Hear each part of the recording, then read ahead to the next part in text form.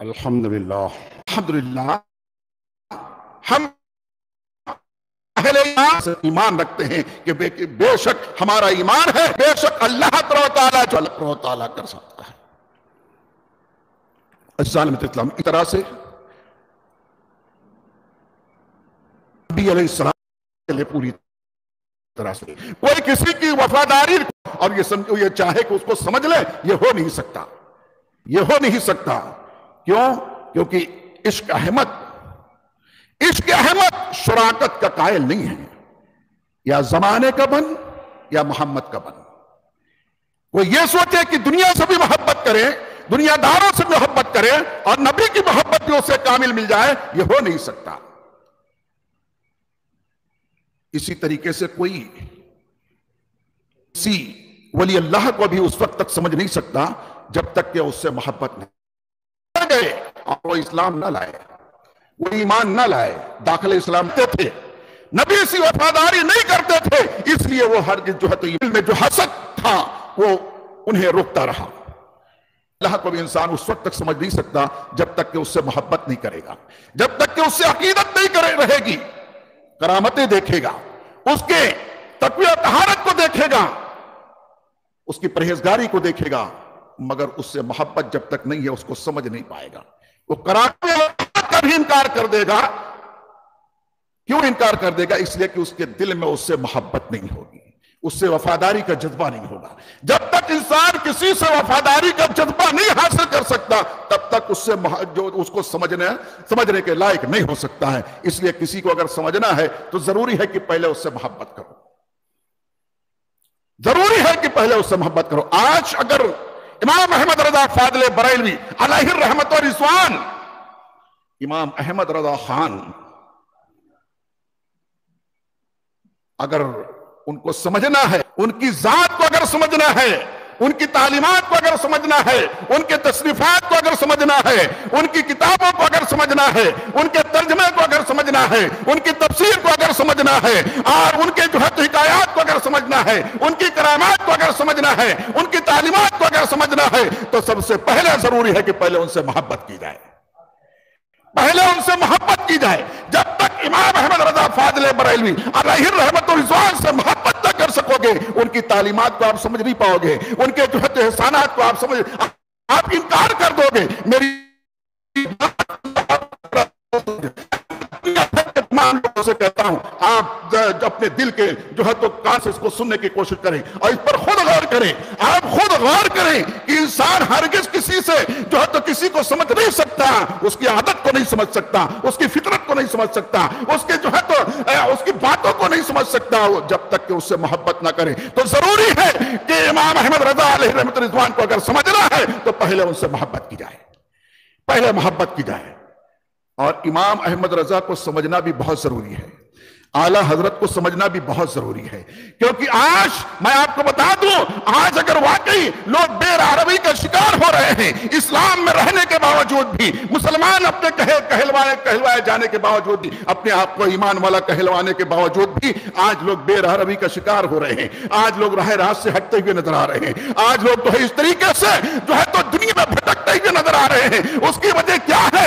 اس لیے کہ جس کو اللہ تعالیٰ نے اپنے قدرت کاملہ سے روئے زمین پر بھیج کر کے تاکہ وہ بگڑے ہوئے بھٹکے ہوئے لوگوں کو راہ دکھا دے، بگڑے ہوئے جو ہے تو بگڑے ہوئے حالات کو درست کر دے اور مسائل کو درست کر دے، شریعت مصطفیٰ پر جو دھول جمانے کی کوشش کی گئی ہو اس کو ہٹا کر کے اس کو، جب تک اس سے محبت نہیں کرو گے تب تک صحیح راستہ تم نہیں پا سکو گے، صحیح مذہب تم نہیں سمجھ سکو گے۔ اس لیے ضروری ہے کہ پہلے اعلیٰ حضرت کو سمجھا جائے، پہلے اعلیٰ حضرت کو سمجھنے کی کوشش کی جائے، اور اگر اعلیٰ حضرت کو سمجھنا ہے تو پہلے ان سے محبت کرنا ضروری ہے، پہلے محبت کرنا ضروری ہے۔ جب تک محبت نہیں کرو گے، آپ سمجھ جاؤ، اگر آپ کو آپ کے بھائی سے محبت نہیں ہے، اگر کسی وجہ سے اللہ نہ کرے بھائی میں دشمنی ہے، اگر دیکھ کر کے ایک دوسرے کو کھار کھاتا ہے، ایک دوسرے کو جو ہے تو حسد کی نگاہ سے دیکھتا ہے، تو اپنے بھائی کو بھی سمجھ نہیں سکتا، بھلے سے ایک ہی باپ کی اولاد دونوں ہیں، اس کو اس وقت تک سمجھ نہیں، اس سے محبت کی جائے، محبت کرنے کے بعد پھر اس کی بات سمجھ میں آئے گی۔ ضرورت اس بات کی ہے کہ اعلیٰ حضرت سے محبت کی جائے. آج جو ہے تو اس دور کی ضرورت ہے اعلیٰ حضرت کی تعلیمات، ان کے تصنیفات، ان کے جو ہے تو فتاوے اور ان کے ترجمے، ان کے تفسیر قرآن، ترجمہ قرآن اس وقت میں پڑھنا روئے زمین پر بڑھے کہ پہلے اعلیٰ حضرت سے محبت کی جائے. میرے عزیزو، میرے دوستوں، اس لیے میں عرض یہ کر رہا ہوں، محبت بسانے کے لیے کرنا کیا ہوگا؟ اعلیٰ حضرت کی محبت دل میں کیسے بسے گی؟ اعلیٰ حضرت کی محبت اور ان سے وفاداری کا جذبہ کیسے حاصل ہوگا؟ تو ان کے میں آپ کو لیے بالکل آسان آج تو بالکل آسان ہو گیا ہے. اعلیٰ حضرت کی تو تصنیفات ابھی مجھ سے پیش رو مبلغ نے بہت مقرر نے بڑے اچھے انداز میں آپ کو بتائے، اعلیٰ حضرت کے تصنیفات کے تعلق سے بتائے. اعلیٰ حضرت کی تصنیفات تو 1000 سے زیادہ ہیں، اور جو ہے تو باریک رسالوں سے لے کر کے بڑی بڑی مجلد اور ضخیم کتابیں ہیں.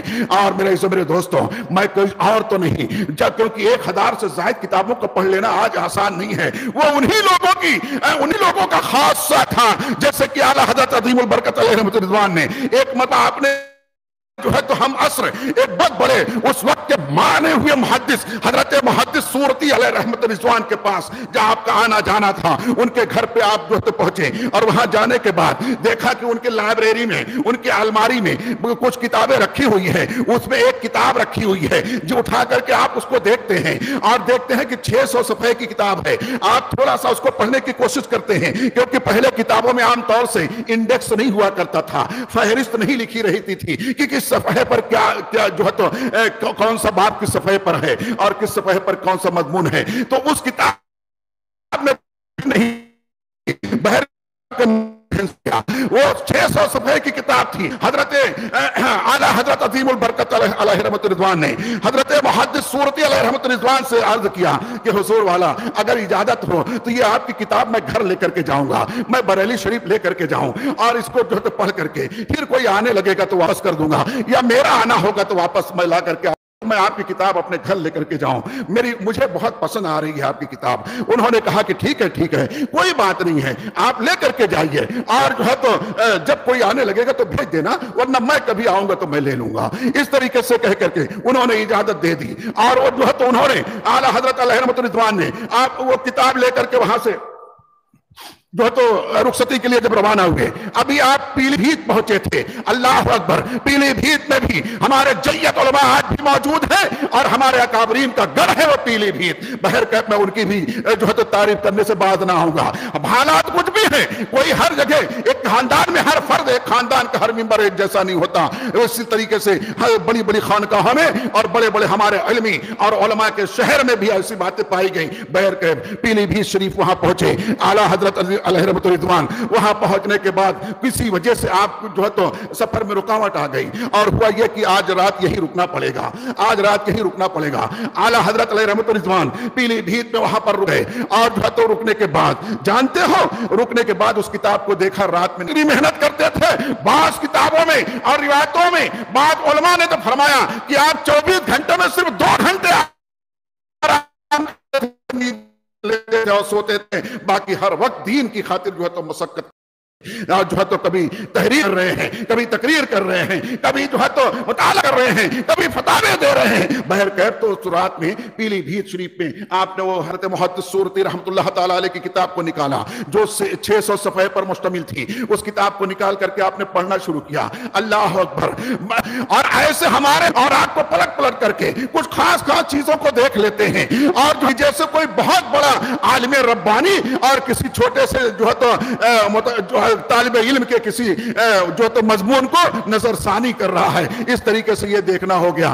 اعلیٰ حضرت نے اس کو اس طرح سے دیکھا. اللہ اکبر. میں عرض کرتا ہوں ابھی اس کو اعلیٰ حضرت نے دیکھا ایک ہی رات میں 600 صفحے کتاب کو جو آپ نے مطالعہ کر لیا، اور جب صبح ہوئی اس کے بعد رضوان کی بارگاہ میں حاضر ہوئے، اور وہ کتاب آپ کی جو تو بارگاہ میں پیش کرنے لگے کہ آپ یہ کتاب لے لیجئے. تو اب میں جا رہا ہوں بریلی شریف، مجھے جانا ہے. حضرت محدث سورتی علیہ رحمت رضوان جو اپنے وقت کے بہت بڑے محدث تھے، انشاءاللہ ابھی موقع ملا اسی میں تو میں عرض کروں گا، ان کی بھی ذات پر کچھ باتیں عرض کروں گا. تو بہرکیف انہوں نے کہا کہ احمد رضا، تم تو یہ کتاب گھر لے جانے والے تھے، پھر واپس کیوں دے رہے ہو؟ لے جاؤ کوئی نہیں، جب میں آؤں گا تو لے لوں گا. انہوں نے کہا کہ نہیں، اب لے جانے کی ضرورت نہیں ہے، میں نے اس پوری کتاب کو ایک رات میں پورا مطالعہ کر لیا ہے. ذرا غور کرو کہ 600 صفحے کی کتاب ہے. اللہ اکبر. اور اس جو ہے تو کتاب کو وہ بھی ایسے جو ہے تو محدث मुहद्दिस की लिखी हुई किताब है, जिसके एक एक जो है तो सतर से जो है तो अरबी दानी और उर्दू दानी और अदब एहतराम का तकाजा एक एक सतर करती नजर आ रही है। उसको 600 सफ़े की किताब को एक रात में पूरा आला हजरत ने पढ़ लिया, और उसके बाद सुबह था, क्योंकि हजरत मुहद्दिस सूरती अलैहि रहमतुल रिज़वान जो थे वो उम्र में बड़े थे। अगर इस किताब का कहीं हवाला देने की बात आई तो मैं सतर सतर हवाला दे सकता हूं, इसके हरफ हरफ का हवाला दे सकता हूं, एक एक सफ़े सफ़े का हवाला दे सकता हूं। मैंने ऐसे पढ़ लिया है। और एक रिवायत में भी, एक किताब में मैंने ये पढ़ा जो है तो आला हजरत की सीरत की किताब में आला कर लिया, बल्कि एक एक सफ़े और एक एक मज़मून और एक एक बाब का उन्होंने उसमें इंडेक्स भी लिख दिया और फहरिस्त भी बना दी। अल्लाह अकबर। और उसके बाद हजरत मुहद्दिस सूरती भी खुश होकर के मैं ये कर रहा था कि इस तरीके से अगर कोई पढ़ता है तो इल्म हासिल करना क्यों जरूरी है। मैंने हदीस पाक जैसे खुतबा मसूना के बाद अर्ज किया, नबी इस्लाम ने फरमाया कि अल इल्म हयातुल इस्लाम, इल्म जो है वो दीन की जिंदगी है, इस्लाम की जिंदगी है। अगर तुम चाहते हो कि इस्लाम पाइंदा रहे, इस्लाम जिंदाबाद रहे, होता चला जाएगा। आला हजरत की जिंदगी यूं ही नहीं थी। आला हजरत ने जिंदगी ऐसी गुजारी, सुन्नत रसूल के ऐसे पैकर और पाबंद थे कि जिस तरफ से जाते और चलते थे लोग देख कर कहते थे कि ये अब जो है तो बड़े मौलाना जा रहे हैं। अल्लाह अकबर। हालांकि उस वक्त और बड़े बड़े उलमा मौजूद थे जो उम्र में ज्यादा बड़े थे, मगर आला हजरत जब अपनी छोटी उम्र में भी जाते थे तो लोग उनके पाबंदिये सुन्नत को देख करके, पाबंदिये शरीयत को देख करके ये कहते बड़े मौलाना जा रहे हैं, बढ़ के मौलाना जा रहे हैं। मेरे दोस्तों, अर्ज करने का मकसद ये है कि किताबों को पढ़ो, समझ कर पढ़ो, गहराई से पढ़ो, नजर लगा के जो है तो उसमें बिछा के पढ़ो और इस तरीके से समझने की कोशिश करो। जब आप समझ लो, जब आप उसको समझ लेंगे तो इंशाअल्लाह जब एक मर्तबा समझ लेंगे जिंदगी भर फिर कभी भूलेगी नहीं, जिंदगी भर कभी उसको भुला ना सकोगे। शर्त यह है कि उसको समझ कर पढ़ें। मगर मैंने पहले ही अर्ज किया कि किसी चीज को समझने के लिए उससे मोहब्बत होना जरूरी है, उससे मोहब्बत होना जरूरी है। अगर मोहब्बत नहीं है आप कभी समझ नहीं सकते। ये समझ जो है हमारी, ये जो हमारे अक्ल जो है, इस पर जो है हमारे दिल के जो है तो असरात गालिब होते हैं। अगर दिल के जज्बात हाजिर हैं तब तो दिमाग काम करेगा, और दिल अगर पसमुर्दा हो गया है तो दिमाग का कितना भी ज़हीन और तेज इंसान हो वो काम नहीं करेगा। दिल का जिंदा रहना जरूरी है। मुझे है ख्वाब दिल जिंदा कहीं तू ना मर जाए कि तेज जिंदगानी है बाकी फकत तेरे जीने से। अल्लाह अकबर। मेरे दोस्तों, अर्ज ये कर रहा था कि अगर समझना है आला हजरत की ज़ात को तो फिर उनसे मोहब्बत करना जरूरी है। और आज के इस पुरफितन दौर में आला हजरत को समझना भी बहुत जरूरी है। क्यों? क्योंकि आला हजरत जो है फकत एक आलिम दीन ही नहीं थे, बल्कि आप तो मुफ्ती शरामतीन भी थे। आप फकत एक मुफ्ती दीन भी नहीं थे, बल्कि आप तो एक मुतरजिम भी थे। आप फकत एक मुतरजिम ही नहीं थे, आप तो एक मुफस्सिर भी थे। आप फकत मुसफ़िर ही नहीं, जो तो मुफस्सिर ही नहीं थे, बल्कि 1000 से ज्यादा किताब के मुसन्निफ भी थे। आप फकत मुसन्निफ ही नहीं थे, बल्कि एक अजीम शान मुकर्रिर भी थे। और फकत मुकर्रिर ही नहीं थे, बल्कि आप एक बेहतरीन इस्लाम के मुबल्लिग भी थे। आप फकत एक मुबल्लिग ही नहीं थे, बल्कि आप वक्त के मुजद्दिद भी थे। आप फकत मुजद्दिद ही नहीं थे, बल्कि एक वली कामिल भी थे, जिसके अंदर इतनी सारी सिफात मौजूद हो उसको समझ लेना इतना आसान तो नहीं है। इसलिए अगर उसको समझना है तो मोहब्बत आला हजरत भी जरूरी है। मोहब्बत आला हजरत इसलिए भी जरूरी है कि अगर वाकई कोई अगर ये चाहता है कि मेरे दिल में मोहब्बत रसूल पैदा हो जाए, मेरे दिल में मोहब्बत नबी पैदा हो जाए, मेरे दिल में महबूब खुदा की मोहब्बत पैदा हो जाए, तो इस मोहब्बत की दावत आम करने वाले को उससे मोहब्बत करना भी जरूरी है। आला हजरत अलैहि रहमत रिज़वान ने ऐसे पुरफितन दौर में जबकि लोग जो है तो वहदानियत के नाम पर मोहब्बत रसूल पर धूल डालने की कोशिश कर रहे थे, जबकि वहदानियत के नाम पर मोहब्बत नबी की आजमत पर धूल डालने की अल्लाह तआला के कुदरत को गिना करके और उसकी वहदानियत की जो है तो कस्में दे करके मोहब्बत रसूल के तकाजे को बेमानी जो है तो कहा करते थे कि मोहब्बत रसूल जरूरी नहीं है। वो तो एक जो है तो प्रोफेसर थे, आए और पढ़ा के चले गए, माज़अल्लाह रब्बिल आलमीन। वो तो एक टीचर की तरह थे, कहीं से आवाज आ रही है वो तो मर के मिट्टी में मिल गए। अल्लाह वहदहू ला शरीक, उससे मोहब्बत करो, उसकी इबादत करो, जो नबी ने कहा है वो करो। अब नबी की मोहब्बत जरूरी नहीं है, माज़अल्लाह रब्बिल आलमीन। तो मेरे दोस्तों, ऐसे वक्त में जबकि लोग ये कह रहे हैं नबी को तो पीठ के पीछे की भी खबर नहीं है, नबी को इल्म गैब कहाँ जो तो होता है, और जो जितना इल्म है नबी को उतना तो जो है तो जानवर और पागल और बच्चों को भी हुआ करता है, माज़अल्लाह रब्बिल आलमीन। جب ایسے لوگ پیدا ہو گئے تھے، جب اس طریقے سے لوگوں کا ایمان لوٹنے کی کوشش کی جا رہی تھی، جب لوگوں کے دل سے محبت رسول نکالنے کی کوشش کی جا رہی تھی، اور کیسے کوشش کی جا رہی تھی؟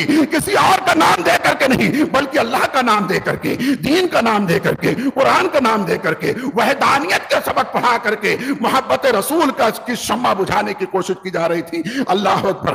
ایسے وقت میں ایک مرد کلندر اللہ تعالیٰ نے پیدا فرما دیا بریلی کی سرزمین پر۔ اللہ اکبر! ایک مرد کلندر کو اللہ تعالیٰ نے پیدا فرما دیا۔ اس مرد کلندر کا نام احمد رضا ہے، اس کا نام احمد رضا ہے۔ اس نے جو ہے محبت رسول کی وہ شمع جلائی کہ انشاءاللہ صبح قیامت تک کوئی نہ بجھا سکے گا، اب صبح قیامت تک کوئی نہ بجھا سکے گا۔ وہ محبت رسول کی شمع امام احمد رضا فاضل بریلوی علیہ الرحمت رضوان نے روشن کیا ہے، جو اللہ اکبر نہ کہ صرف جو ہے تقریری شکل میں نہیں روشن کیا، بلکہ انہوں نے تحریری شکل میں بھی روشن کیا، اور انہوں نے قرآن کے ترجمے میں محبت، ان کے قرآن کے ترجمے سے بھی ایک ایک جو ہے تو سطر سے محبت رسول تپک رہا ہے۔ اللہ اکبر! اور ان کی جلائی ہوئی شمع کی روشنی کی ایک ایک کرن سے محبت رسول کی لو جو ہے تو نکل رہی ہے، اس سے شعائیں نکل رہی ہے تو محبت رسول میں ڈوبی ہوئی نکل رہی ہے۔ اللہ اکبر! وہ شمع روشن کرنے والے کا نام، اس محبت رسول کی شمع روشن کرنے والے کا نام احمد رضا ہے۔ اسے ہم اعلیٰ حضرت کہتے ہیں، کیوں نہ اعلیٰ حضرت کہیں گے؟ اللہ اکبر! اعلیٰ حضرت وہیوں تو واقعی اب میں کیا معاملہ یہ ہو گیا کہ کسے میں ترک کروں، کس کا انتخاب کروں، کہ میں کیسے بتاؤں کہ اعلیٰ حضرت کہے جانے کے کتنے وجوہات ہیں۔ اللہ اکبر! وہی میں عرض کر رہا تھا۔ آئیے جو ہے تو بات اور یاد آ گئی، حضرت محدث سورتی علیہ رحمت رضوان کی ہی تعلق سے ایک بات یاد آ گئی، کیونکہ وہ ہم عصر تھے مگر آپ عمر میں بڑے تھے، اور آپ حضرت محدث سورتی علیہ رحمت رضوان ایسے محدث تھے، اللہ اکبر! ایسے محدث تھے جنہوں نے 40 سال تک بلا ناغہ اللہ اکبر حدیث پاک کا درس دیا ہے۔ بڑے بڑے علماء ان کے شاگرد ہیں۔ آپ کو میں بتاؤں، حضرت آج کے سید ہاشمی میاں صاحب کی بلا، ان کے والد محترم حضرت محدث کچھوچوی علیہ رحمت رضوان، یہ حضرت حضور محدث سورتی کے شاگرد ہیں۔ یہ چھوٹے تھے، اس وقت میں بچے تھے، حضرت محدث سورتی علیہ رحمت رضوان کے پاس پڑھا کرتے تھے، حدیث کا علم حاصل کرتے تھے، تعلیم حاصل کرتے تھے، اور روزانہ پڑھتے تھے ایک روز۔ لیکن جب بھی جاتے تھے تو حضرت محدث سورتی علیہ رحمت رضوان جو ہے تو اعلیٰ حضرت کا نام جو ہے تو مولانا احمد رضا خان بڑے ادب سے لیتے تھے، وہ بڑے احترام کے ساتھ نام لیتے تھے۔ ایک دن ہوا، 2 دن ہوا، سال ہوا، 2 سال ہوا، ایک روز کیا ہو گیا، حضرت جو ہے تو محدث کچھوچوی علیہ رحمت رضوان، محدث اعظم ہند ہاشمی میاں غازی ملت کے جو ہے تو والد صاحب، انہوں نے ایک روز پوچھ لیا کہ حضور کیا احمد رضا خان صاحب کیا آپ سے بڑے محدث ہیں؟ کیا آپ سے بڑے محدث ہیں؟ اللہ اکبر! اتنا سننا تھا کہ کہتے ہیں کہ جو ہے تو ارے سید زادے تم یہ پوچھتے ہو کہ کیا مجھ سے بڑے ہیں؟ ارے وہ اتنے بڑے ہیں کہ میں ان کے مقام و مرتبے کے قریب تک بھی نہیں پہنچ سکتا، میں ان کے مقام کے قریب تک بھی نہیں پہنچ سکتا، وہ اتنے بڑے محدث ہیں۔ تو حیرت سے دیکھنے لگے تو جانتے ہو وہ حضرت محدث سورتی علیہ رحمت رضوان نے فرمایا کہ جانتے ہو وہ کیسے محدث ہیں، اور وہ محدث ہی نہیں بلکہ وہ امیر المومنین فی الحدیث ہیں۔ اللہ اکبر! یہ کہا کسی جو حضرت محدث سورتی علیہ رحمت رضوان نے کہا کہ شہزادے سید زادے جو ہے تو وہ فقط محدث ہی نہیں بلکہ وہ جو ہے تو امیر المومنین فی الحدیث ہے۔ امیر المومنین فی الحدیث کسے کہتے ہیں؟ اللہ اکبر! اللہ اکبر! مسئلہ دراصل یہ ہو گیا کہ ایک روز کیا ہوا، حضرت محدث سورتی علیہ رحمت رضوان اور اعلیٰ حضرت اور دیگر درجنوں علماء کرام کی ایک جگہ پر دعوت تھی۔ دعوت میں لوگ پہنچے، صاحب خانہ نے، میزبان نے جب دسترخوان پر جو ہے تو دسترخوان پر جب کھانے سجانے لگے تو اس وقت میں وہ جانتے ہو ایک جو ہے تو ایک پلیٹ میں انہوں نے جو ہے بیگن کی سبزی لا کر کے رکھ دیا۔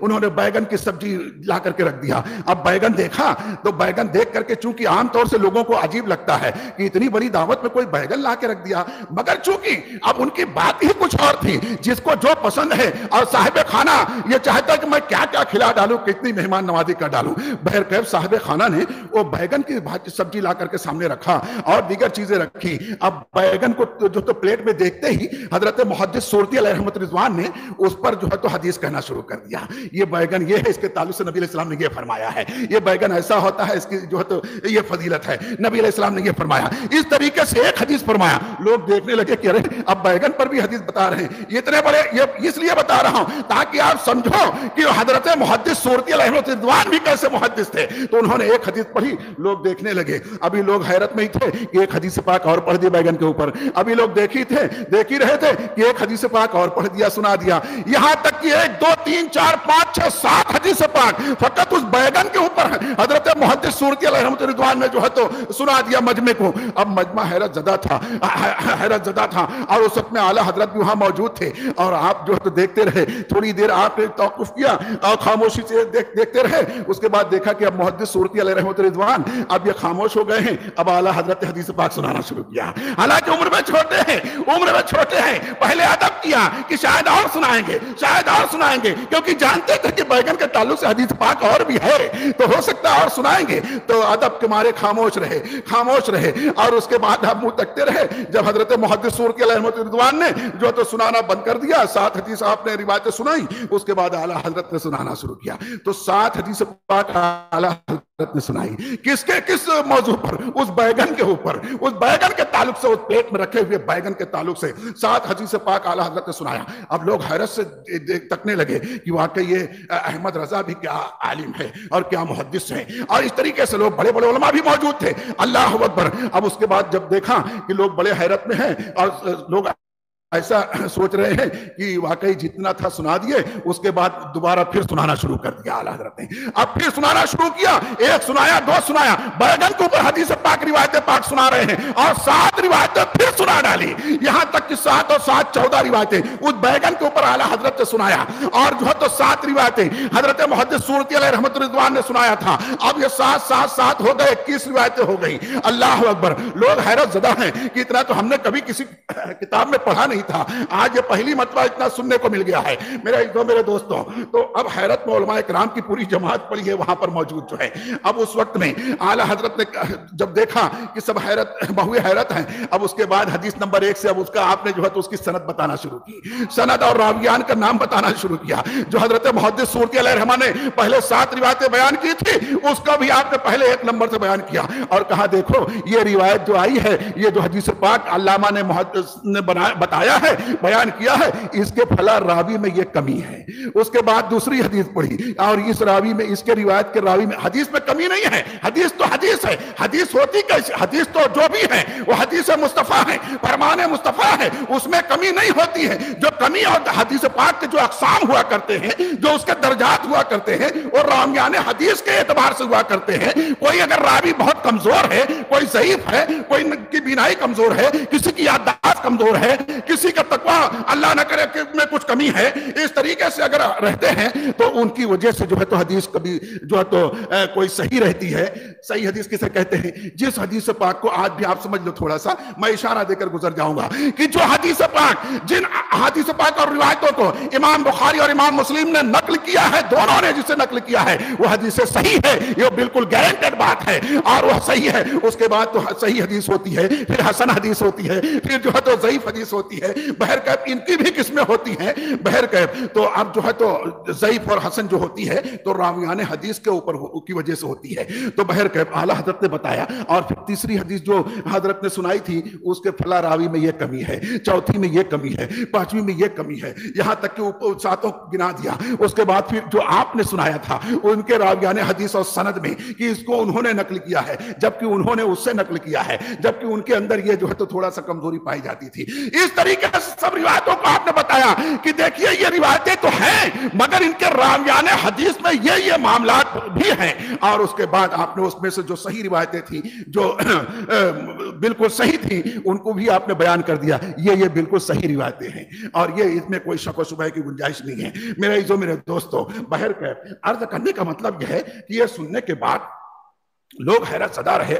اور اس کے بعد پورے مجمع نے جب آپ پورے 21 حدیث پاک کی سند بیان کی اور ان کے سند کے راویان حدیث کے نام بیان کیے اور اس میں کیا کمی اور کمزوری پائی گئی اس کو بیان کر دیا, پورا مجمع یک زبان ہو کر کہا کہ واللہ یہ جو ہے تو امام احمد رضا نہیں بلکہ اس کی زبان پر فضل خدا بندی بول رہی ہے, اللہ کا فضل بول رہا ہے. اور اس وقت کہتے ہیں کہ وہ جب دسترخوان پہ اس کی جو ہے تو حدیث بیانی کا جب دسترخوان پہ اس کا یہ عالم ہے تو درسگاہ میں کیا عالم ہوتا ہوگا, پھر مجمع میں اور اسٹیج پر کیا عالم ہوتا ہوگا, پھر منبر پر جب رہتا ہوگا تو کیا عالم ہوتا ہوگا. یہ امام احمد رضا جو تو واقعی اللہ تعالیٰ کی عطا ہے اس پر اور نبی کا جو تو کرم ہے اس پر. اس طریقے سے لوگوں نے مانا. تو حضرت محدث صورتی علیہ رحمۃ رضوان نے پہلے ہی عرض کر دیا تھا کہ یہ جو ہے تو فقط محدث نہیں ہے بلکہ یہ امیر المومنین فی الحدیث ہے. اب امیر المومنین فی الحدیث کون ہوتا ہے؟ ہر محدث تو نہیں ہوتے ہیں. اگر میں اس طرف بتانے جاؤں گا تو پورا وقت اسی میں چلا جائے گا کہ محدث تو بہت ہوتے ہیں اور جو ہے تو مگر امیر المومنین فی الحدیث ہر کوئی نہیں ہوتا ہے. عرض میں یہ کر رہا تھا کہ یہ حدیث کے معاملے میں یہ اعلیٰ حضرت کا یہ عالم تھا. اور اس طریقے سے ترجمے کے معاملے میں جیسا کہ آپ نے پہلے ابھی حضرت سے آپ نے سماعت پایا انس رضا صاحب سے کہ ترجمے کا معاملہ بھی ایسا. اللہ اکبر.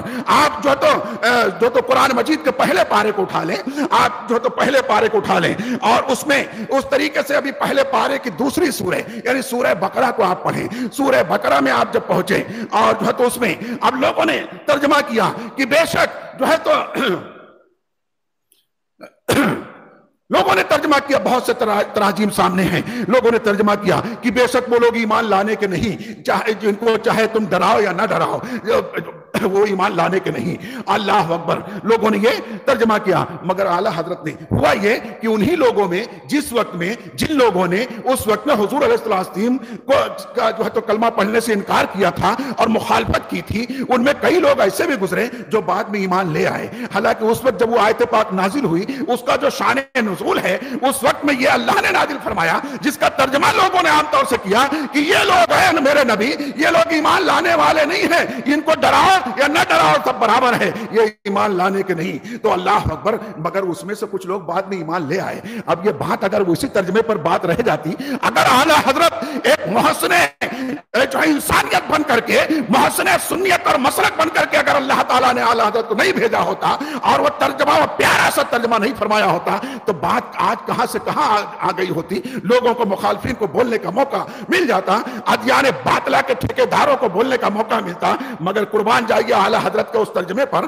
اعلیٰ حضرت نے فرمایا کہ بے شک ایمان لانے کے نہیں جن کے نصیب میں نہیں ہے, یہ فرما دیا اتنا کہ جن کے نصیب میں نہیں ہے, جن کو اللہ نے نصیب نہیں فرمایا وہ ایمان لانے کے نہیں, چاہے ان کو ڈراؤ یا نہ ڈراؤ سب برابر ہے. اللہ کیونکہ اسی میں اس وقت میں موجود تھے جہاں ابو جہل موجود تھا, جہاں جو ہے تو ابو لہب موجود تھا, جہاں ابو سفیان موجود تھے. یہ ابو سفیان اور ایک آدھ اور بعد میں یہ لوگ ایمان لے آئے, حالانکہ اس وقت یہ بھی وہاں موجود تھے. تو عرض کرنے کا مطلب یہ ہے کیونکہ مقصد یہ ہے کہ جب ترجمہ آپ نے کیا تو ایسا ترجمہ کیا کہ اللہ اکبر. آج پوری دنیا اسلام جو ہے اعلیٰ حضرت کے ترجمے پر پی ایچ ڈی کر رہی ہے, اس پر ریسرچ کر رہی ہے, اس کو سمجھنے کی کوشش کر رہی ہے کہ آخر انہوں نے یہ ترجمہ کیوں کر کیا. اب جب کرتے ہیں تو پتہ چلتا ہے کہ واقعی ان کے اس ترجمے کرنے کی بہت ساری وجوہات ہیں. اگر یہ ترجمہ نہ کرتے تو اسلام میں لوگوں کو جو ہے تو شکو مارنے کا موقع مل جاتا, لوگوں کو گھسپیٹی کرنے کا موقع مل جاتا. تو ہم کیوں نہ یاد کریں اعلیٰ حضرت کو, ہم کیوں نہ ان کا دن منائیں, کیوں نہ ان کا جو ہے تو جشن ولادت منائیں. اس لیے مناتے ہیں کہ ہم پر ان کا بڑا احسان ہے, ہمارے محسن ہیں وہ, ہمارے جو ہے تو کرم فرما ہے وہ, ان کے احسانات ہیں پوری امت مسلمہ پر, بالخصوص آج کے اس دور پر اور صبح قیامت تک آنے والوں پر ان کے احسانات ہیں. عرض یہ کر رہا تھا کہ وہ محدث ہی نہیں بلکہ امیر المومنین فی الحدیث ہیں. اللہ اکبر. اور امیر المومنین فی الحدیث کیسے ہوتے ہیں؟ امام بخاری جو ہے وہ بھی امیر المومنین فی الحدیث ہیں اور جانتے ہیں ان کا بھی یہی معاملہ. اب کوئی سوچ سکتا ہے, کہہ سکتا ہے کہ اعلیٰ حضرت نے جب اس روایت میں کچھ کمی تھی تو اس میں آپ نے وہ بیان کیا ہی کیوں, اور جب حضرت محدث صورتی علیہ رحمۃ رضوان نے 7 روایتیں بیان کی تو اسی وقت میں آپ کیوں نہ ٹوک دیا؟ پھر آپ نے مزید 7 اور پلس 7 بیان کرنے کے بعد پھر 21 کو ایک کے بعد ایک آپ نے کیوں اس کی جو ہے تو راویان حدیث کا نام گنانا اور اس کی جو بھی کمی اور کمزوری تھی گنانا کیوں شروع کیا؟ پہلے ہی کیوں نہیں کر دیا؟ تو آئیے میں آپ کو بتاتا ہوں، اعلیٰ حضرت کوئی نیا مسلک لے کر کے نہیں آئے ہیں، کوئی نیا طریقہ لے کر کے نہیں آئے ہیں، کوئی نیا دین لے کر کے نہیں آئے ہیں. یہ طریقہ کار جو اعلیٰ حضرت نے یہاں اپنایا، جو آپ نے ابھی سنا اس فقیر کے زبانی، یہ طریقہ کار امام بخاری کا بھی رہا ہے. امام بخاری اپنے وقت کے وہ جید محدث رہے، امیر المومنین فی الحدیث رہے امام بخاری علیہ رضوان. اللہ اکبر. ان کا بڑا شہرہ تھا. ایک مرتبہ آپ بخارا سے جو ہے بغداد شریف تشریف لے گئے. اب وہاں لوگوں میں شہرہ ہو گیا کہ ارے وہ بخاری آئے ہیں، عبداللہ بخاری آئے ہوئے ہیں، ارے وہاں چلیے اسماعیل بخاری آئے ہوئے ہیں. اور لوگ تو بڑے بڑے علماء جمع ہو گئے، وقت کے محدثین جمع ہو گئے. اور وہاں پر جمع ہونے کے بعد کچھ لوگوں کے دل میں کیسا کہ خیال، تھوڑا کچھ باتیں رہتی ہے کہ یہ اتنے بڑے کیسے ہو گئے، یہ ان کا اتنا نام کیوں کر ہو رہا ہے، یہ ہمارے سامنے کے بچے، اور یہ کل تک تو ایسے تھے ویسے تھے، اب یہ ایسا کر. تو کچھ لوگوں کا یہاں تک کہ بڑے بڑے جو ہے 10 محدثین جمع ہو گئے. جمع تو بہت ہو گئے، 10 بڑے بڑے جو جید تھے اس وقت میں، ان لوگوں نے آپس میں مشورہ کیا، چلو آج ان کا امتحان لیں گے، جو ہے تو امام بخاری کو آزمائیں گے آج. اللہ اکبر. اب آنے کے بعد تو لوگوں نے مشورہ کر لیا آپس میں کہ چلو سب 10 کے 10 حدیث پاک پوچھیں گے ان سے، 10 حدیث جو ہے تو ان کو سنائیں گے اور پوچھیں گے اس کی جو ہے سند بیان کرو، اور یہ صحیح ہے کہ نہیں صحیح ہے، اس کے بارے میں تم کیا کہتے ہو، بڑے امیر المومنین فی الحدیث بنتے ہو. اللہ اکبر. تو اس جو تو غرض سے آئے لوگ، اور بہت سارا مجمع جمع ہو گیا. اس میں 10 محدثین اور خاص قریب میں آ کر کے بیٹھے، اور انہوں نے کہا کہ تو حضور والا کچھ روایتیں آپ سے ہم جو ہے تو جاننا چاہتے ہیں، اس کے جو ہے تو اصلاح چاہتے ہیں. تو ٹھیک ہے پڑھیے. تو اب ایک صاحب جو تو پڑھنا شروع کیے. ایک حدیث پاک انہوں نے پڑھی تو انہوں نے کہا کہ لا علم، میں یہ روایت نہیں جانتا. امام بخاری نے کہا کہ یہ مجھ کو نہیں معلوم ہے. پھر دوسری پڑھی، کہا یہ مجھ کو نہیں معلوم ہے. تیسری پڑھی، کہا یہ بھی مجھ کو نہیں معلوم ہے. پھر چوتھی پڑھی، کہا یہ بھی مجھ کو نہیں معلوم ہے. اللہ اکبر. سب ایک دوسرے کا منہ دیکھ رہے ہیں کہ ان کو تو کچھ معلوم ہی نہیں ہے. یہاں تک کہ ایک نے 10 پڑھ دیا اور 10 کے تعلق سے امام بخاری نے یہی فرمایا کہ نہیں یہ مجھ کو نہیں، ایسی روایت مجھ کو نہیں معلوم ہے. اس کے بعد دوسرے محدث صاحب نے شروع کیا، انہوں نے بھی ایک کر کے ایک کے بعد 2 3 4 5 6 10 پڑھی. اور اس کے بعد پھر تیسرے نے، اسی طریقے سے 10 محدثین نے جو فقط آزمانے کے لیے آئے تھے، امتحان لینے کے لیے آئے تھے. اللہ اکبر. اگر محبت کی نظر سے آتے تو آتے ہی سمجھ لیتے، مگر چونکہ تھوڑی سی عداوت تھی، تھوڑی سی کجروی تھی دل میں، جو بھی تھی تھوڑا سا میل تھا، آزمانے کے لیے آئے تھے، تو امام بخاری کو سمجھ نہیں پا رہے کہ اتنا بڑا جو ہے تو محدث جو ہے تو امیر المومنین فی الحدیث کہا جانے والا، اور ہماری ہر روایت پر جو ہے تو نفی میں جواب دے رہا ہے کہ مجھے نہیں معلوم ہے، یہ کیوں کر، اس میں کیا راز ہے، یہ سمجھ نہیں پا رہے. کیونکہ دل کے اندر جو معاملہ تھا، آج بھی میں کہتا ہوں جب تک تم دل کے اندر اعلی حضرت سے محبت کی شمع نہیں جلاؤ گے تب تک اعلی حضرت کو سمجھ نہیں پاؤ گے. اور آج کے فی زمانہ جب تک اعلی حضرت امام احمد رضا فاضل بریلوی علیہ رحمۃ رضوان کو سمجھ نہیں سکو گے، دین کو صحیح طریقے سے نہیں سمجھ سکو گے، دین کو صحیح طریقے سے نہیں سمجھ سکو گے. تو جو تو حضرت امام بخاری علیہ رحمۃ رضوان نے جب دیکھا کہ وہ 10 کر کے 10 جو ہے تو محدثین نے وہ سنا دیا حدیث پاک، 100 ہو گئی. اس کے بعد لوگ خاموش ہو گئے ایک دوسرے سے، یہ ہمارا تو آنا بیکار ہو گیا، ان کو تو کچھ معلوم ہی نہیں. لوگ یوں ہی خامخواہ اتنا ان کا شہرہ کر کے رکھے ہیں، اتنا نام ان کا لوگ کرتے ہیں، چرچا کرتے ہیں، ان کو تو کچھ معلوم ہی نہیں ہے، ایک بھی حدیث کا جواب نہیں دے رہے ہیں، سب کہہ رہے ہیں نہیں معلوم ہے ایک دوسرے کو. حالانکہ انہوں نے کیا تھا کہ اس حدیث پاک کے راوی کو اس میں ملا دیا تھا، اس کی سند کو اس میں ملا دیا تھا، اس کی سند کو اس میں ملا دیا تھا. پہلے ہی سے سب آپس میں مشورہ کر کے آئے ہوئے تھے. اور حضرت امام بخاری نے سب پر اس لیے نہ بولا کہ نہیں یہ روایت اس سند کے ساتھ تو میں نے کہیں پڑھا نہیں سنا نہیں. انہوں نے درست کہا تھا کہ مجھے نہیں معلوم، کیونکہ اس حدیث تو صحیح ہے مگر سند غلط ہے، وہاں سند صحیح ہے تو روایت غلط ہے. اس طریقے سے لوگ کر کے جو ہے تو ایک دوسرے سے مکسنگ کر کے لائے ہوئے ہیں. اللہ اکبر. اب امام بخاری علیہ رحمۃ رضوان نے جب دیکھا کہ 100 حدیث پوری ان کی ہو گئی، اب یہ خاموش ہو گئے، آنکھیں پھاڑ پھاڑ کے دیکھ رہے ہیں، ایک دوسرے کے چہرے کو تک رہے ہیں، اور چیمے گوئیاں شروع ہیں. اب امام بخاری نے بولنا شروع کیا، جیسے تب اعلیٰ حضرت نے بولنا شروع کیا،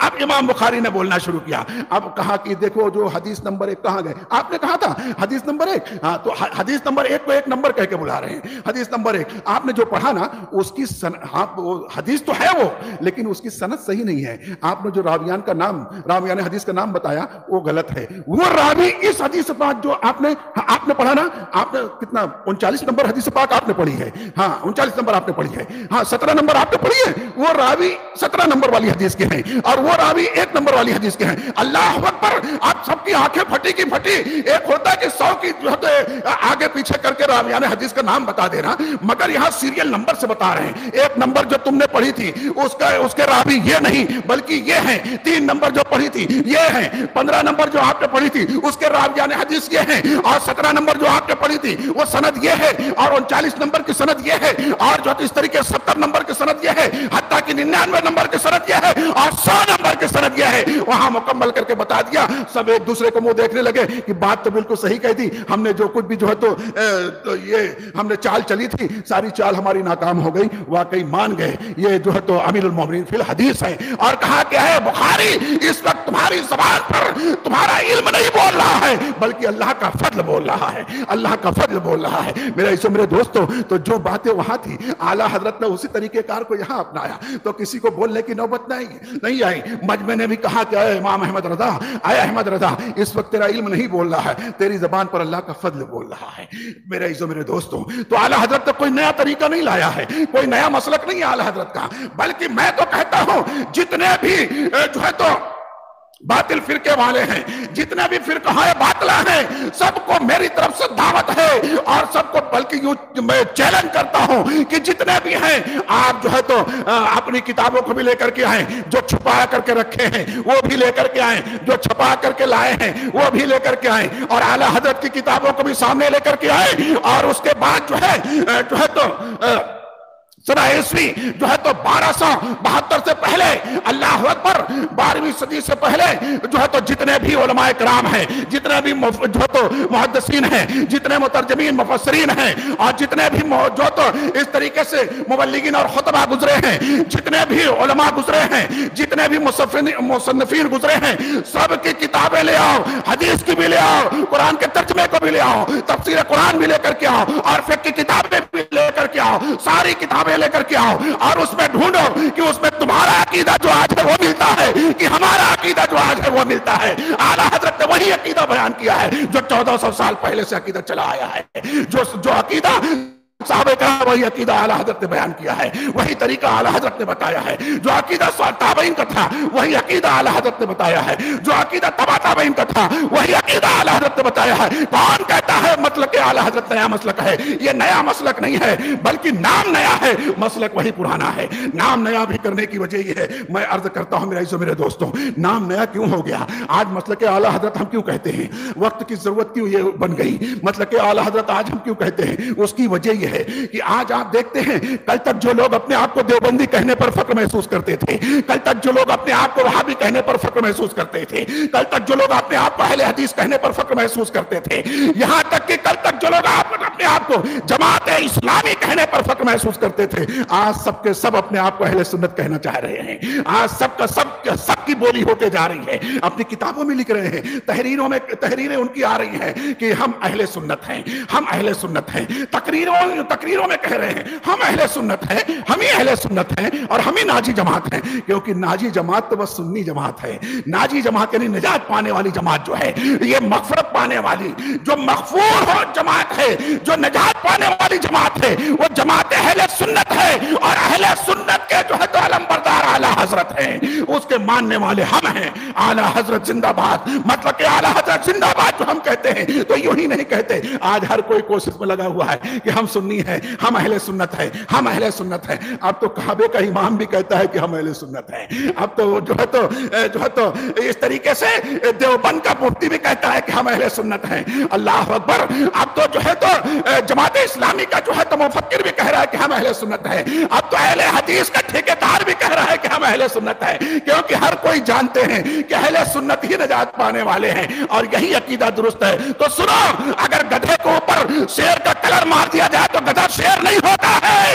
اسی طریقے سے اہل سنت کا جو لیبل لگانے سے تم نجات پانے والے نہیں ہو, بلکہ عقیدہ اہل سنت سے اتفاق کرو اور توبہ کر کے مسلک اعلیٰ حضرت میں شامل ہو جاؤ, تب جا کے انشاءاللہ نجات پا جاؤ گے. عرض یہ کر رہا تھا میرے دوستوں, تو حضرت جو اعلیٰ حضرت عظیم البرکت اللہ رحمت رضوان نے اس طریقے طریقے سے اپنی زندگی کے اللہ اکبر زندگی کے پورے اوقات کو دین اور سنیت کے جو ہے تو فروغ میں لگا دیا، اور ایک ایک عمل کو، ایک ایک روایت کو، اور ایک ایک مسئلے کو، اور ہر سلگتے ہوئے مسئلے، یعنی کہ اس وقت میں اگر کہیں سے بھی آواز آ رہی ہے کہ نبی کو پیٹ کے پیچھے کا خبر نہیں ہے تو جواب دینے والا بریلی کا ہمارا تاجدار رہا کرتا تھا، وہ ہم مسلک اعلی حضرت کا علمبردار امام احمد رضا نے جواب دیا۔ اگر کوئی یہ کہتا تھا کہ نبی تو مر کے مٹی میں مل گئے تو ان کی زندگی ثابت کرنے والا بریلی کا تاجدار رہا کرتا تھا، اور اس نے بتایا کہ نبی کیسے، وہ حیات النبی کیسے ہیں۔ میرے عزیزو میرے دوستو، ان کی کتابیں آپ پڑھ کر کے دیکھو، آپ جو ہے تو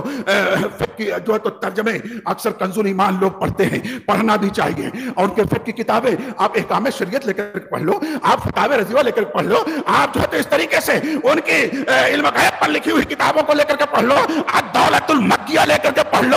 اللہ اکبر، آج تو بہت سارے لوگ ہیں پیسے دے کر کے کسی سے لکھوا لیتے ہیں، رائٹر اچھا ہوتا ہے، اس سے جو ہے تو اردو ادب کا کوئی ماہر ہوتا ہے، اس کو پیسے دے کر کے اپنے نام سے کتابیں لکھوا کے چھپوا لیتے ہیں۔ وہ اعلیٰ حضرت کی ذات ہے جنہوں نے ساری کتابیں خود اپنا قلم اٹھا کر کے لکھا، تصنیف فرمائی، اللہ اکبر، اور وہ اعلیٰ حضرت کی ذات ہے جنہوں نے مکہ شریف میں ایام حج میں، اس وقت میں جبکہ آپ قید بند کی زندگی گزارنے پر مجبور تھے، ایسے وقت میں جو ہے تو قید کی حالت میں آپ رحمت اللہ تعالیٰ علیہ نے 8 گھنٹے میں اللہ اکبر الدولۃ المکیہ لکھ کر کے ان عرب کے مفتیان کرام، عرب و عجم کے مفتیان اور علماء کرام جمع تھے، ان کے سامنے پیش کر دیا، اور دنیا بھر کے تمام معترضین کی زبان کو بند کر دیا، ان کے منہ پر مار دیا، اور وہیں سے پھر یہ لوگوں کو ماننا پڑا کہ نہیں، یہ امام احمد رضا جو کہہ رہا ہے یہ صحیح کہہ رہا ہے، یہ جتنے ہیں گستاخ رسول ہیں، یہ جتنے ہیں ان کے جو عقیدے باطل ہیں، اور ان پر کفر کا فتویٰ لگایا،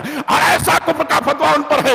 آج لوگ کہتے ہیں وہ کرتے تھے، ہم تو نہیں کرتے، وہ ان کا معاملہ تھا، ہمارا نہیں ہے۔ پھر اس کے نام کے اس جماعت میں رہتے کیوں ہو؟ اس جماعت سے توبہ کرو، واپس آ جاؤ، ابھی بھی وقت ہے۔ تو آج یہ کہتے ہیں اس فتوے میں لکھا ہوا ہے، آپ اٹھا کر کے دیکھ لیں، حسام الحرمین جو تو اٹھا کر کے شریف اٹھا کر کے دیکھ لیں، اس میں لکھا ہوا ہے اللہ اکبر کہ جو اسے ان کے کفر پر شک کرے وہ بھی کافر ہے، وہ جو ایسے کے کفر پر شک کرے وہ بھی کافر ہے، انہی میں سے ہے۔ تو اس لیے میرے دوستو، اگر خیر چاہتے ہیں وہ لوگوں سے میری گزارش ہے، اور ان کو دعوت ہے یہ، کیونکہ یہاں تو دعوت کا کام ہوتا ہے، یہ مسجد گلشن طیبہ یہ دعوت کا کام کرنے کے لیے بنائی گئی ہے، فقط عبادت نہیں، عبادت تو پورے روئے زمین اللہ نے جو ہے تو بنا دی ہے، عبادت کہیں بھی کرو، مگر جو ہے تو یہ گلشن طیبہ بھی ایک عبادت گاہ ہے، یہ بھی ایک مسجد شریف ہے، مگر یہاں صرف سجدہ کرنا جو تو مقصد نہیں ہے، یہاں سے دین کی خدمت کرنا بھی مقصد ہے، یہاں سے سنیت کو فروغ دینا بھی مقصد ہے، یہاں پر مسلک اعلیٰ حضرت کا کام کرنا بھی مقصد ہے، یہاں اہل سنت و جماعت کو پختہ اور مضبوط کرنا بھی مقصد ہے، اس لیے گلشن طیبہ سے۔ اس لیے میں کہتا ہوں آپ اس کی آواز پر ہمیشہ لبیک کہنے کے لیے تیار ہو جاؤ۔ اے عزیزان ملت اسلامیہ، سامعین محترم، جہاں کہیں بھی مجھے سن رہے، جب بھی آپ سننا، اسے بار بار سننا، میں کہتا ہوں ایک ایک فرد کو کہتا ہوں، میرے اس جو ہے تو گفتگو کو جو ہے، اس تقریر و بیان کو، اور جو ہے تو آپ ایک نہیں بلکہ کم سے کم 10 مرتبہ سننا، 10 مرتبہ سننا، اور سن کر کے اپنے آپ سے پوچھنا کہ آج دنیا میں حق پر کون ہے؟ یہ چلم چلی کرنے والے حق پر ہے، یا جو ہے تو گورنمنٹ کی دلالی کرنے والے حق پر ہیں، یا اندرا گاندھی کے نام پر قرآن خوانی کرنے والے حق پر ہیں، یا کہ بریلی کے تاجدار حق پہ ہیں، مسلک اعلیٰ حضرت حق پر ہے۔ اللہ اکبر، میں آپ کو بتاتا چلوں، عرض یہ کر رہا تھا کہ آج اس لیے بہت ضروری ہے، مسلک اعلیٰ حضرت یہ عام کرنا بہت ضروری ہے، اور اس کو سمجھنا بہت ضروری ہے۔ اس کو سمجھنے کے لیے علماء اہل سنت سے محبت کرنا بھی بہت ضروری ہے، علماء اہل سنت کے جو ہے تو بارگاہ میں ثانوی ادب طے کرنا بھی بہت ضروری ہے۔ آج علماء کی خدمت میں حاضر ہونا لوگوں کو بہت جو ہے تو گراں گزرتا ہے، علماء کے پاس بیٹھنا بہت گراں گزرتا ہے، اس لیے جانتے ہو کہ وہ آج لوگوں کو جو ہے تو خاموش رہنا مشکل ہو گیا ہے، آج لوگوں کی زبانیں اتنی آوارہ ہو گئی ہیں کہ 5-10 منٹ بھی خاموش رہنا اس کے لیے دشوار ہو گیا ہے۔ آپ علماء کی بارگاہ میں بیٹھیں گے تو اس وقت میں جو ہے تو خاموش رہنا پڑے گا، سوائے ضروری کام اور ضروری مسئلے اور ضروری سوال کے، اس کو خاموش رہ کر کے علماء کی گفتگو کو سننا پڑے گا۔ اور میرے دوستوں، اس لیے اور ہمارے نوجوانوں کا حال کیا ہو گیا ہے، ان کے لیے 5-10 منٹ بھی خاموش رہنا دشوار ہو گیا ہے، مشکل ہو گیا ہے۔ ہر 2 منٹ پر، ہر منٹ منٹ پر ان کی جو تو زبان سے کچھ فواہشات نکل رہے ہیں، گالیاں نکل رہی ہیں، اور نہ جانے کیا کیا دنیاوی جو ہے تو خرافات نکل رہے ہیں، جو تو جٹ پٹ کے الفاظ نکل رہے ہیں، بے ادبی کے کلمات نکل رہے ہیں، جبکہ جو ہے تو بارگاہ علماء جو ہے وہ ادب کا مقام ہوتا ہے، وہاں تو ادب سے بیٹھنا پڑے گا، اور ان کے کتابوں کو بھی پڑھنے کے لیے اللہ اکبر.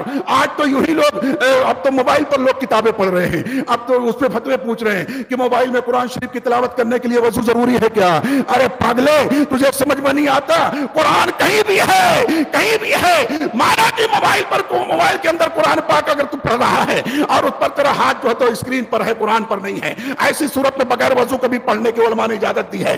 مگر تو تیرے اپنے دل سے تو پوچھ، تو پڑھ کے آ رہا ہے، تو کیا پڑھ رہا ہے؟ اللہ کا کلام پڑھ رہا ہے. تیرے جو تو کسی جو تو گرل فرینڈ کا اگر لیٹر آ جاتا ہے تو اس کو تو بہت چھپ کر کے بڑے جو ہے تو اہتمام سے پڑھا کرتا ہے، اور کوئی شور شرابہ تجھ کو اس وقت گوارا نہیں ہوتا ہے، اور اللہ کا کلام پڑھنے کے لیے بس یوں ہی موبائل کھولا اور جو ہے تو کسی بائک پر پیچھے بیٹھ کر کے جو ہے تو پڑھتے چلا جا رہا ہے، آگے بائک کوئی اور چلا رہا ہے، تو پیچھے بیٹھ کے قرآن پاک پڑھ رہا ہے موبائل میں. تجھے شرم نہیں آ رہی ہے؟ اللہ کا خوف تیرے دل میں نہیں ہے؟ اس لیے میں عرض یہ کر رہا تھا، ٹھیک ہے جو جائز ہے تو اس کو کرنے کی اجازت ہے، مگر یہ مت سوچنا جائز تو بہت کچھ ہے، کیا ہر جائز کام کا کر لینا ضروری ہے؟ بلکہ ہر جائز کام میں بھی ادب کو ملحوظ خاطر رکھو. ادب کیا کہہ رہا ہے اور جو ہے تو اس پر ادب کا تقاضا کیا ہے، محبت کا تقاضا کیا ہے، ورنہ جائز تو بہت کچھ ہے. میں خالی ایک آپ کو اشارہ دے کر گزر جاؤں. ایک شخص جو ہے تو اپنی بیوی کا ہاتھ پکڑ کے جو تو مارکیٹ میں گھوما کرے، روڈ پر اپنی بیوی کا، اپنی اہلیہ کا ہاتھ پکڑ کر یا اس کے گلے میں ہاتھ ڈال کر کے آتا جاتا رہے، تو جائز تو ہے، اس کی منکوحہ ہے، اس کی شریک حیات ہے، وہ ہاتھ میں ہاتھ ڈال کے گھوما کرے، گھوم لے تو جائز تو ہے. مگر کیا آپ کے غیرت کو یہ گوارا ہوگا کہ سرے عام جو ہے اپنے بیوی کے گلے میں ہاتھ ڈال کے گھومو؟ جائز تو ہے، آپ کہتے ہو جائز تو ہے، بڑی جلدی سے کچھ لوگ کہہ لیتے ہیں، کہاں کا پہاڑا پڑھ کر کے آتے ہیں، کیا ناجائز ہے، کیا حرام ہے، کیا جائز تو ہے.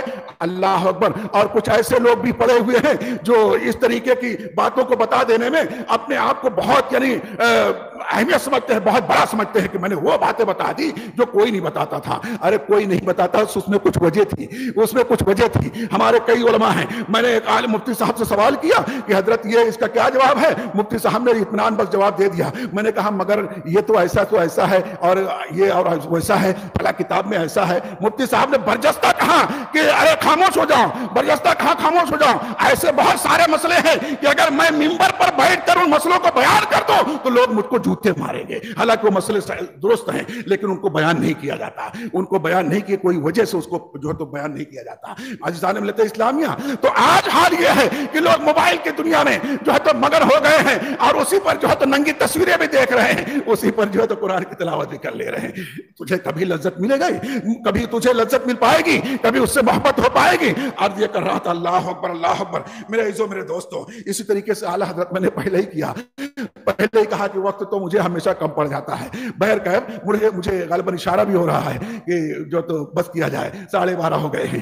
تو اعلیٰ حضرت علیہ رحمۃ الرضوان وہ جو تو عالم بھی تھے، وہ مفتی بھی تھے، وہ محدث بھی تھے، وہ مترجم بھی تھے، وہ مفسر بھی تھے، اور وہ اس طریقے سے جو ہے تو مجدد بھی تھے، وہ ولی کامل بھی تھے. میرے عزیزو، میرے دوستو، اس طریقے سے وہ جو ہے تو نعت خواں شاعر بھی تھے، نعت گو شاعر بھی تھے، اور اس طریقے سے وہ عاشق رسول بھی تھے، اور عشق کا پیمانہ پلانے والے بھی تھے، عشق کا جام پینے والے بھی تھے، عشق کا جام پلانے والے بھی تھے. وہ کیسے تھے؟ میں سوچا تھا کہ کوئی اشارہ دے کر کے گزر جاؤں گا. مقرر تو ایسے تھے خطیب کہ اللہ اکبر، لوگوں کو جو ہے تو دانت بجنے لگے جس وقت میں آپ نے 6 برس کی عمر تھی اور عید میلاد النبی کے موضوع پر، میلاد مصطفیٰ علیہ السلام کے موضوع پر 3 گھنٹے تقریر فرمائی آپ نے. 6 برس کی عمر میں 3 گھنٹے تقریر فرمائی. بڑے بڑے علماء کے دانت کھٹے ہو گئے. یہ کہاں سے شہزادہ آ گیا؟ پتہ یہ چلا یہ نکی علی خان کا بیٹا ہے، یہ حضرت علی رضا خان کا پوتا ہے. اللہ اکبر، یہ بریلی کا شہزادہ ہے. اللہ اکبر. تو جو تو 3 گھنٹے 6 برس کی عمر میں میلاد مصطفیٰ کے موضوع پر تقریر آپ نے فرمائی. اس طریقے سے جانتے ہو آپ کی عمر شریف ابھی 13 برس 10 مہینے ہوئے تھی، یعنی پورے 14 برس کے نہیں ہوئے تھے.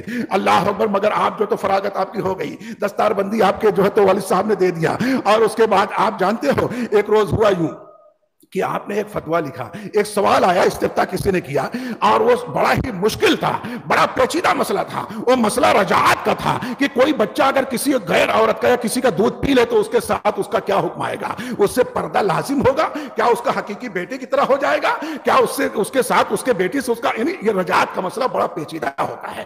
تو وہ مسئلہ تھا، اس پر آپ نے جو ہے تو فتویٰ لکھ کر کے دے دیا، فتویٰ لکھ دیا، لکھ کر کے اپنے والد محترم حضرت نقی علی خان علیہ رحمۃ الرضوان کے بارگاہ میں پیش کیا کہ ابا حضور ذرا دیکھیے تو صحیح، یہ کیا درست ہے، کیا کیسا ہے؟ آپ رحمۃ اللہ علیہ نے دیکھا اور کہا، ارے یہ تو بڑے اچھے انداز میں اور بڑے جو ہے تو دلیل کے ساتھ تو نہیں تو جواب دیا ہے۔ احمد رضا، کیا تجھے اتنا علم ہو گیا؟ کچھ سوالات آپ نے پوچھے، کیا یہ معلوم ہے، کیا وہ معلوم ہے؟ بہرحال اس کے بعد سے ہوا کیا کہ آپ جو ہے اپنے مسند پر جو دارالافتاء آپ کا تھا، جو کمرہ آپ کا تھا، حضرت مفتی نقی علی خان والد محترم اعلیٰ حضرت جو تھے، اعلیٰ حضرت کے والد، انہوں نے کہا بیٹا میری جگہ پہ بیٹھ جاؤ۔ اپنے مسند پر اپنے بیٹے امام احمد رضا کو بٹھا دیا، کہا بیٹا احمد رضا آج سے تم یہ سنبھال لو، یہ ذمہ داری اب یہ دارالافتاء ہے، اور کوئی بھی جو ہے تو افتاء آئے گا تو استفتاء آئے گا تو تم جو ہے تو اس کو جواب دو، اور میری طرف سے تم کو اجازت ہے۔ ہاں اتنا کرنا کہ فتویٰ لکھنے کے بعد ایک مرتبہ مجھ کو دکھا لینا، اتنا تو تھا، اتنی تو تنبیہ آپ نے فرمائی تھی کہ اتنا کرنا کہ فتویٰ لکھنے کے بعد، جواب دینے کے بعد ایک مرتبہ مجھ کو دکھا لینا۔ اللہ اکبر۔ ابھی آپ نے فرمایا، اس کے بعد جو ہے تو دوسرے دن ایک سائل آ گیا، ایک سوال آ گیا، استفتاء لے کر کے، سوال لے کر کے، اور دیکھا کہ حضرت باہر بیٹھے ہوئے ہیں، حضرت علامہ مفتی نقی علی خان صاحب علیہ رحمۃ الرضوان باہر بیٹھے، ان کی بارگاہ میں رکھ دیا اور عرض کیا کہ حضور یہ ذرا سا فتویٰ دے دیجئے، مسئلہ ایسا ہے، یہ سوال ہے۔ انہوں نے کہا کہ ایسا کرو، اندر چلے جاؤ، اندر مفتی صاحب بیٹھے ہیں، ان کے پاس چلے جاؤ۔ اب وہ سائل جو ہے وہ اپنا استفتاء لے کر کے اندر گیا، پورے کمرے میں دیکھ لیا، ایک بچہ وہاں بیٹھا، ابھی عمری ابھی 14 برس بھی ہوئی نہیں ہے، نہ ریخ آئی ہے، نہ داڑھی، نہ موچھی۔ ابھی دیکھ کر کے وہ حیرت زدہ کہ یہاں تو کوئی مفتی صاحب ہے ہی نہیں۔ اب خود علامہ نقی علی خان علیہ رحمۃ الرضوان مفتی صاحب کے پاس چلے جاؤ کہہ رہے ہیں، تو یعنی کوئی بہت بڑے صحابی ہوں گے، تو ان کے گمان میں تو یہ تھا۔ گئے، واپس چلے آئے، حضرت وہاں تو کوئی مفتی صاحب نہیں ہے۔ تو کہا نہیں دیکھو میری مسند پہ کوئی بیٹھے ہیں، مفتی صاحب بیٹھے ہیں میری مسند پر جہاں میں بیٹھتا ہوں۔ تو پھر واپس گئے، دیکھے مسند پر وہی بیٹھے ہیں، امام احمد رضا اعلیٰ حضرت علیہ رحمۃ الرضوان بیٹھے ہوئے ہیں، اور دیکھ کر کے جو ہے تو پھر واپس، حضرت وہاں تو خالی ایک بچہ بیٹھا ہوا ہے، کوئی مفتی صاحب نہیں ہے وہاں پہ۔